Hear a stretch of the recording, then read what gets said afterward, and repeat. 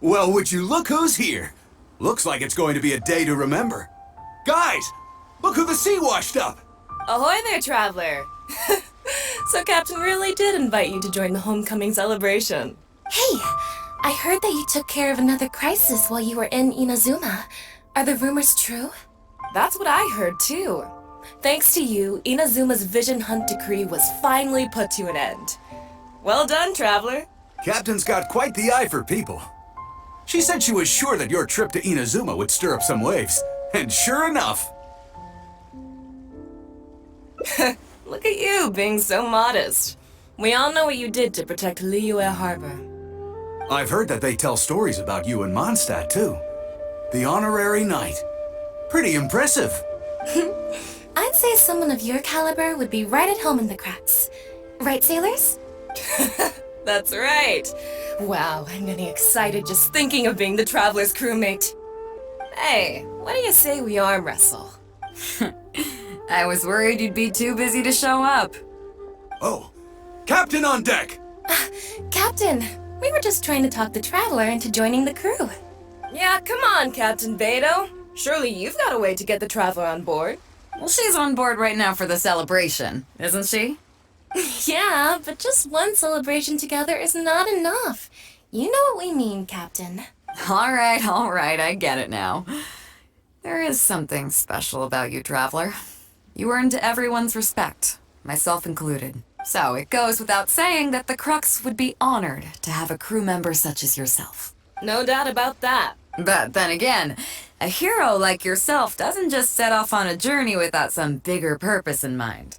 So should a hero really drop what they're doing just to spend day after day drifting at sea with us? Well, if that were the case, then the Crux, known for always moving forward to the next horizon, would instead be holding someone back. Right. I guess we didn't think that part through. Remember, rather than seeking out strong members to join us, you should be focusing on making yourselves the strongest that you can be. If we are powerful, they will come to us. Isn't that why everyone here chose to come aboard in the first place? Yes? A strong sailor is always looking for a sturdy ship. I guess I almost forgot the first lesson you ever taught me. Thanks for the reminder, Captain. Just be sure you all keep that in mind. Now, there's no more need to hound the Traveler, as you were. The Traveler and I have something to discuss. I'm glad you came. Welcome back aboard. Hey, don't mention it. As a host, it would be pretty embarrassing to continue letting my guests be put on the spot like that. I can't go getting too caught up in my own reputation, though. That's certainly not how the Crux made it to where we are today. As the head of the fleet, my task is to keep us on the right course, no matter how turbulent the seas may become. But then again, the crew isn't usually this riled up. It's not that they're arrogant, they're just bubbling with ambition, that's all. Their excitement today comes from their great respect for you, both your strength and your character. So please, don't take it the wrong way. Oh, is that so? Well, it just so happens that we're doing some recruitment and training for new crew members while we're back. It'll be a first-rate chance to learn the life of a sailor. Since you're interested, why don't you come along and experience a sailor's life firsthand? I'm curious to see if you'll take the sea by storm in the same way you have on land. Good. Come with me. I've got something interesting for you to see. Our stock of herbs is running a bit low. The waves are as calm as always.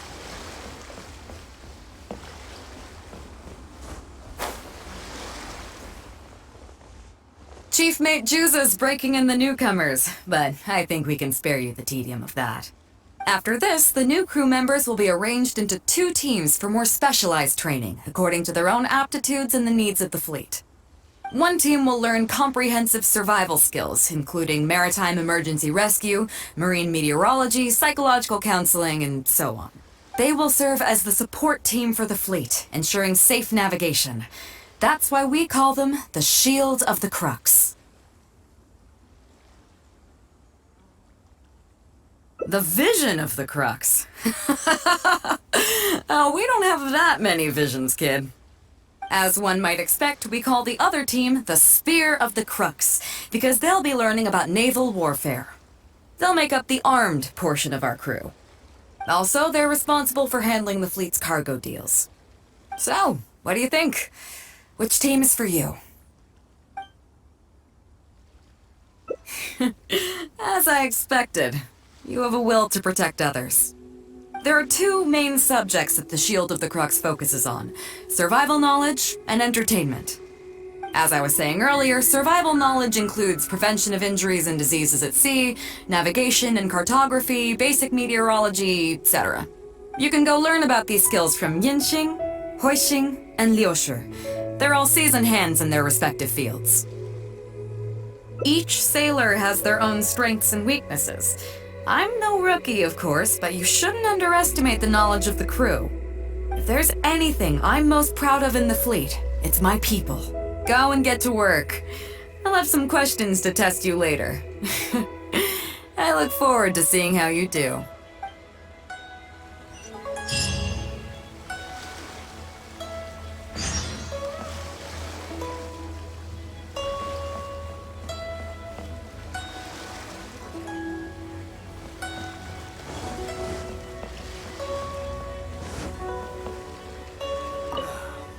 Hello, traveler. I'm Yinxing, the Crux's surgeon at sea. Whenever a sailor has a health problem, they come to me. I deal with it all, from seasickness and common colds to amputations and everything in between. Oh, I presume the captain arranged this, correct? All right then, let's begin. First of all, let me ask you this. What do you think is the biggest danger that all new crew members face? That can certainly be a problem at sea, but it's not the biggest danger. The most dangerous thing for a newcomer is to underestimate the dangers of life at sea. Oh, I have seen many new crew members who see themselves as young and fighting fit and have no regard for safety. They think that since they are tough enough to look after themselves on land, they'll be fine at sea as well. Those are the ones that always end up in the sick bay.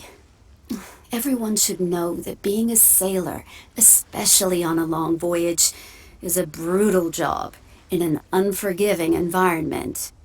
We have to face malnutrition when we're short on supplies, all kinds of injuries and diseases that the harsh ocean weather can bring, and even the psychological problems that can arise due to isolation and the lack of entertainment.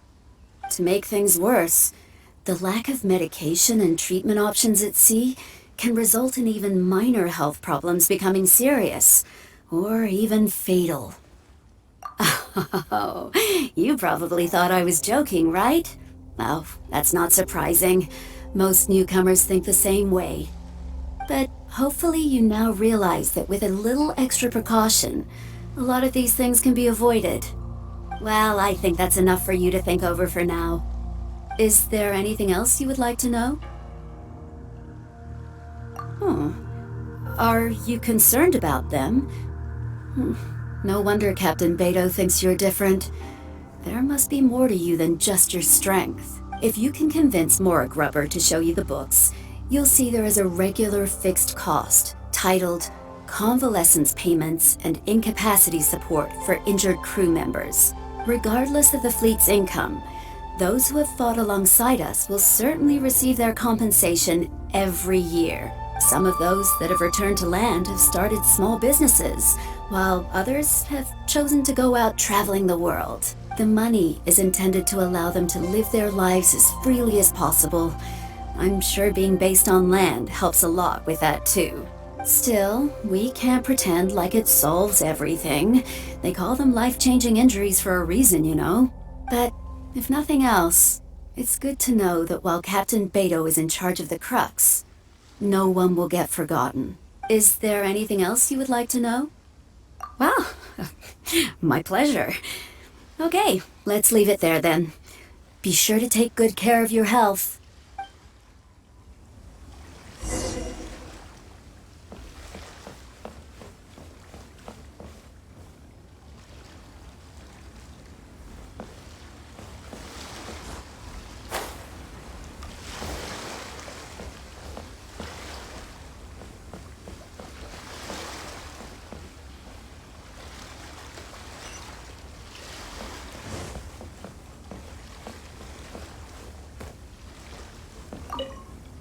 Sorry about earlier, Traveler. We were so caught up on getting you to join the fleet that we didn't notice we were going a little overboard. Good thing the captain stepped in. Oh! Well, in that case, you have come to the right person. I'm not just blowing smoke. You're looking at the most talented navigator in Liyue Harbor. I'll start by introducing some chart reading essentials for new sailors. Feel free to interrupt if you have any questions. Let's start with what to look for when you get a set of complicated charts. First, you should always look at any indicated shorelines, islands or reefs, water depths, hydrological conditions, and other hazards. With these features in mind, you can answer the basic question of, can I chart a safe course through this area? Visually, nautical charts are a little unique. Unlike land maps, most charts do not have a fixed scale, which means that it can be hard to precisely determine the exact distance between 2 points. The most advanced nautical charts come with a supplementary chart, which has different colored lines marked on it to indicate distances. It's worth mentioning that under my direction, the Crux is using these advanced kinds of charts. Some cartographers mark out other points of interest on their charts, usually with their own special symbols. If they don't leave any accompanying notes, they can be very difficult to interpret. Not only those, we have tattered and torn charts that we've picked up from all over the place. To be honest, it can be quite a challenge, even for me. Some of these charts are really old and have symbols that I've never seen before. But if we don't decipher them, we will certainly miss many secrets of the sea. Fortunately, we have the captain with us. She managed to find some ancient books on semiotics that I can use to study the charts further. I don't think anyone other than our captain could manage to get these kinds of resources. Old charts and ancient books on semiotics are not the kinds of things that are sold in your average marketplace. Oops, I've gotten off topic. Well, that just about covers the basics of chart reading. Is there anything else you would like to know, Traveler? My pleasure. A friend of Captain Beidou is a friend of mine.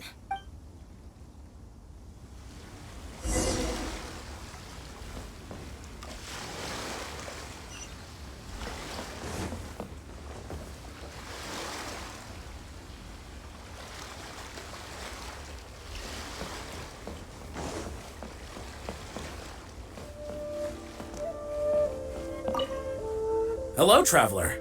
Are you here to learn about marine meteorology? In my line of work, I've got to have a pair of sharp eyes. I saw the captain showing you around the training grounds, and then you went to see Yingxing and Huixing. So I figured that she probably wants you to get to know the life of a crew member. Okay, let's get started. First, I'll introduce you to the basics of meteorology. Marine meteorology basically means keeping tabs on the weather as well as other ocean phenomena, so things like sea fog, storm surges, water spouts, and so on. These are all potential threats to safe navigation. Luckily, whatever weather might be coming up, there's always some kind of sign that gives it away in advance. Take water spouts, for example. They're caused by high-speed rotating winds on the surface of the ocean.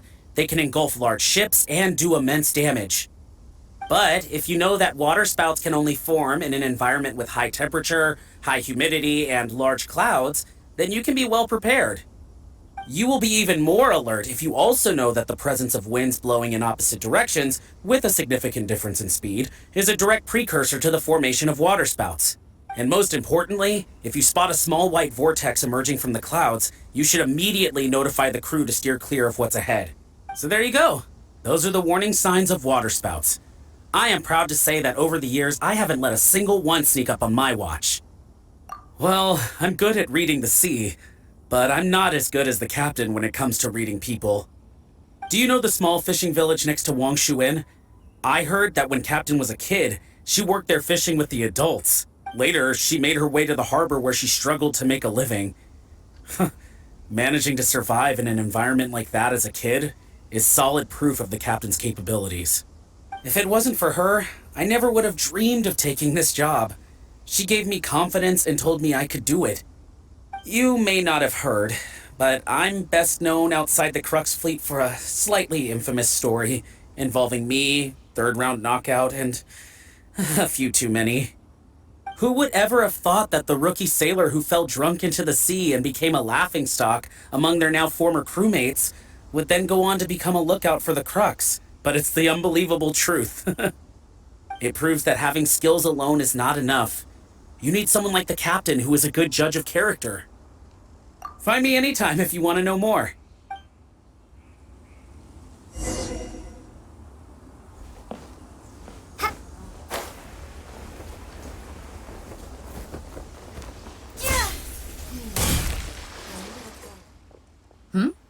So you've already finished talking to the crew, huh? I thought it would take you a while longer. So, what did you think? Now you know that the shield of the Crux is not such an easy job. Let's get started. First of all, life on the sea isn't always plain sailing. Injuries and illnesses happen all the time. But what is the single biggest danger facing crew members?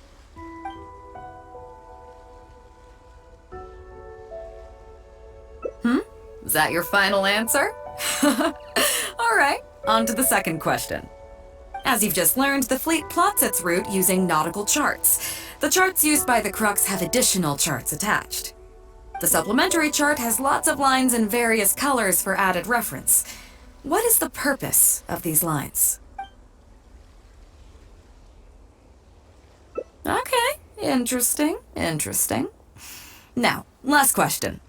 On longer voyages, we have to be especially careful to avoid certain weather hazards that pose a threat to the integrity of the ship and the lives of the crew. For example, waterspouts. So my question is, how can we reliably predict waterspouts so we can avoid them? Okay, those are all my questions. Do you want to know how you did? Congratulations, wait a second, you didn't pass. Were my questions too difficult? They didn't seem to be all that hard. Did you get them wrong on purpose, or...? Just kidding. I know you wouldn't do that. I guess you're just not really suited for life on the sea. In that case, how about we take a trip back to Liyue Harbor?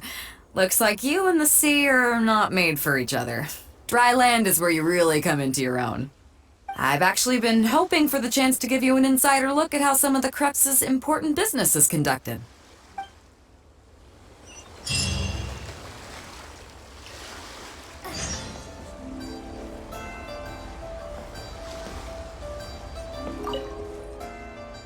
You may be aware that as an armed fleet, the Crux is kinda like the maritime equivalent of a guard for hire. We work as an armed carrier, earning our keep by successfully delivering the goods entrusted to us from A to B. Aside from that, though, there is also one other important way we make income. Actually, it's trading in certain kinds of goods. Hey, my hotshot accountant. Nice of you to join us. Cut it out, boss. Juza sent me here with a message. He says preparations are now underway. If you give me the all clear, I'll head straight over. Okay. Be careful. Well, she has something to take care of. Maura Grubber was right, though. The other important side to our business, the less official side, is doing exactly what merchants do. Importing here, exporting there. The only difference between us and regular merchants is that our transactions aren't entirely above board. You'll see what I mean by that shortly. I'm taking you to see one such transaction for yourself. Come on, let's go meet our trading partner for the day.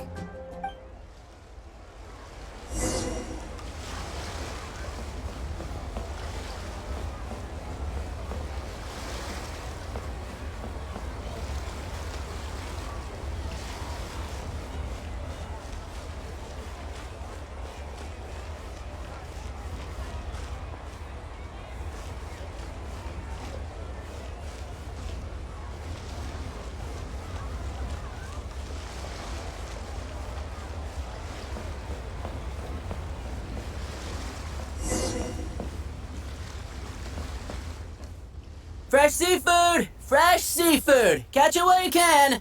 What do you have? Hello there! Here at Nay's Professional Fishmongers, we've got everything you could ask for. So what do you need? I want a bass head with all the teeth removed. If there's a single tooth in there, I don't want it. Huh? You know bass have pharyngeal teeth, right? In the throat? How do you expect me to get all those out? Then I'll have a bass trunk with 2 swim bladders. Again, if it's short by 1 swim bladder, it's not the bass I want. You're not making this easy for me. One bass means one swim bladder. Afraid that's not up to me. Okay. Then I'll take a bass tail with scales that are yellow on the outside, black on the inside. Also, it's gotta have a total of 81 scales. That's 7 times 7, no more, no less. What kind of fish scales are yellow outside and black inside? You sure this is a fish you're talking about? In any case, you can try all you want, but 7 times 7 is never gonna get you 81. Pardon my asking, but you're not a fish expert, are you? I'm sorry, ma'am, but I'm afraid I don't have any of the things you're looking for. Look, I'm a professional. So are most of the people I serve. I can accommodate anything they ask for. Seems you two are amateurs. So I'm sorry, but you'll have to go someplace else. Anywhere you'd recommend? Like I said, Nay's Professional Fishmongers is for professionals. For amateurs, the place to go to would be Wise Amateur Fishmongers. I bet you're wondering why that guy was saying he didn't have what we wanted. That was just the first step in the transaction to confirm our identity. The real deal will come later.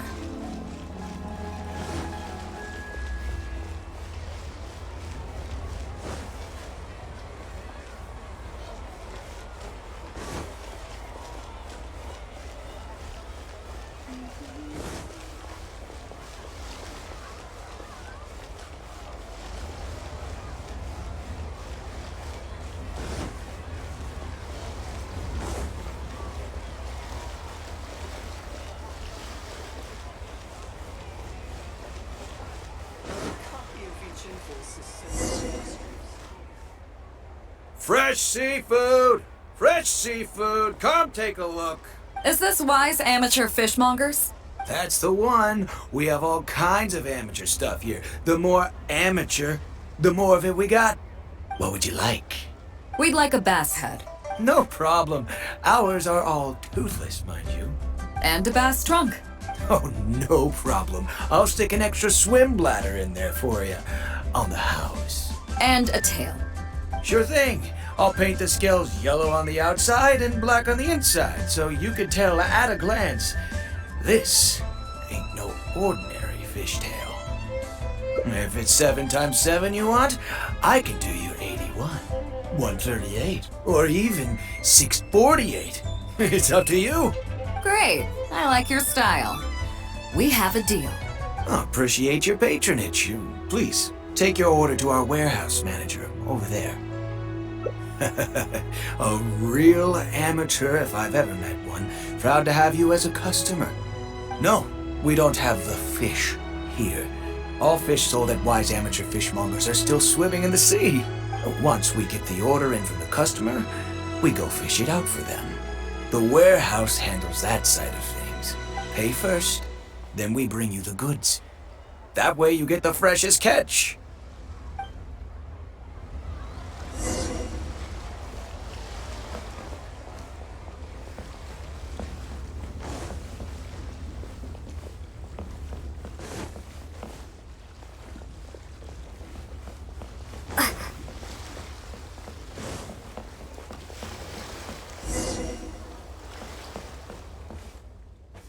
Are you two here to collect your order, huh, Beidou?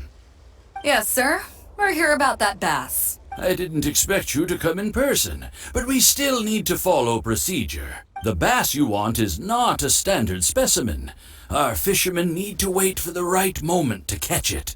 You know the rules, I take it? Of course.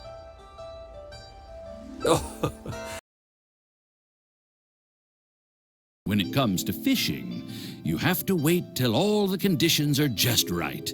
That means the tide, the moon, and the wind. So, let me ask you this. When will the tide come in? The fishing song will sound out at midnight. How drunk will the moon be before the party's over? It won't stop while the Star of Death shines. I see. Which way will the sea breeze be blowing? The breeze should be bound for Guyun. All right then, well received. I'll go and make arrangements. Great. I think that wraps up everything we needed to do in Liyue Harbor. Let's head back and wait for the delivery. I thought we were pretty clear, weren't we? The three people we just met are our business partners. Nay's professional fishmongers and Y's amateur fishmongers are just cover names. The bass, obviously, is the code name for the goods. The numbers of teeth, swim bladders, and scales all represent different specifications. Meanwhile, the conversation I had with the warehouse keeper was the instructions for the deal itself. Let me translate it for you. Tonight at midnight, the deal will take place in Guyun Stone Forest. The Alcor will wait there as long as needed. As for what the actual goods are, well, you'll see tonight. What if I were to say yes? What would you do then? Thank you.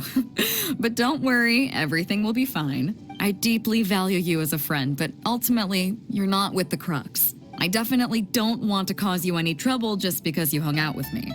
So rest assured, we haven't broken any laws. At least not today.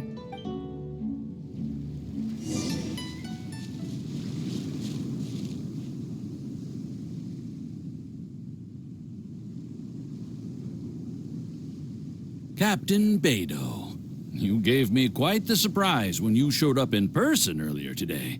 Well, my friend is visiting, so I wanted to show her how the Crux handles some of its important business. I see. You two must be close. You got that right. Now, down to business. Have you brought the goods? Yep, all here. Please, feel free to take stock. Stop! Nobody move! We have received certain information pertaining to a potential illegal business transaction at this location. Apologies, Captain Beidou, but I'm going to need to inspect those goods. Oh? An illegal business transaction, you say?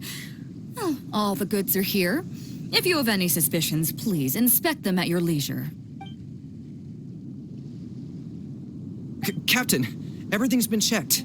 It's just a bunch of potatoes, flour, and so on. And all the paperwork checks out too. Huh? Everything's been checked thrice over. There's not a single contraband item here. The paperwork was approved by the Ministry of Civil Affairs and the tax declarations are all in order. Looks like you've managed to clear everything up. I suppose we can put this down as a simple misunderstanding. Yes, apologies. This was a mistake on our end. Come on, let's go. Bravo, Captain Beidou. This was rather ingenious. Seems like your friend still has a little catching up to do. I know you have a lot of questions. Come on, take a walk with me and I'll lay it all out for you. Well, I'll leave you both to it. Captain Beidou, I look forward to doing business with you again. Take care. You probably thought that there was some sort of nefarious business going on behind all the secrecy today. The truth is, that was exactly what I wanted the Ministry of Civil Affairs to believe. What you might not know is that I, as the leader of the Crux fleet, and you, the great hero of Liyue Harbor, have both been on the Ministry of Civil Affairs watch list for a long time. In other words, whenever you or I crop up in Liyue Harbor, it almost always draws their attention. Not that there's any animosity behind it, mind you. In their words, it's a security precaution to prevent people like us from causing unnecessary trouble. Oh, I have no qualms about that. They're just doing their job, keeping the land safe. But how does that saying go again? Ah, yes. Sometimes the closer you are to something, the less you can see. Did you figure it out yet? That's right. Maura Grubber, the accountant. With you, me, and a few sacks of potatoes and flour serving as a front, the deal she's overseeing on her end should go off without a hitch. After all, the Ministry of Civil Affairs sent the Millilith to us. Looking at the time, it should be any second now. Look, that's the signal.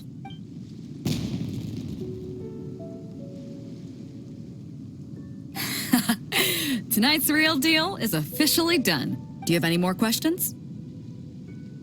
You're right.